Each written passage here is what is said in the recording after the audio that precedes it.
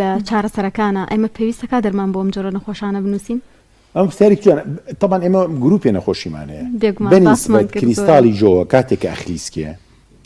تۆ ئەتوانی بەهۆی جیهازی دیاریکراوە بەهۆی فەحسی دیاریکراوە بۆ دەرکەیە کە ئەم کریستاڵانە خلیسکاونەتە شوێن. ئەگەر پێکەوە بن کریستاڵەکان ئەتوانی بەهۆی هەندێک حرکاتەوە ڕاضەوە کە تۆ بۆ یەکەی بۆ نەخۆشەکە کریستاڵەکان بیتۆ شوێنی مەبەست ئەو شوێنەی کە خۆی تیا بووە لەبەر پێویست بە هیچ عیلاجێ ناکە بە پێچەوانەوە ئەگەر تۆ بێ ئەو عیلاجانەی بیتێ و کوستیمیتی روستوجیرۆن ئەو وەختە سیستمی تەوازن تەمەڵە بێ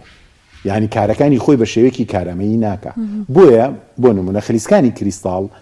بە هیچ شوێ نابێت دەرمانوەگرێت ئەگەر نەخۆشەکە نەقسی ڤیتامین دی هەبێ ئەتوانی بۆی بنووسی بەڵام وەکو چارەسەری ئەو گێژبوونە پێویست بە دەرمان ناکە بە دەرمان چا نابێت بەڵکو بە گەڕانەوەی کریستاڵەکان خۆ نەخۆشی تر وەکو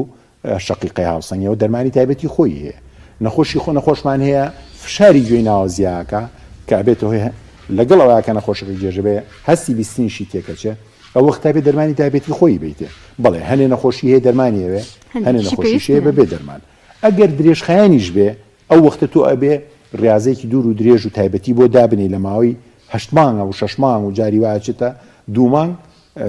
بۆیە ئەو ڕاضانە بکەیت و جارێکی تر کاری جوستکەی ناوە بکەیتەوە ئیش.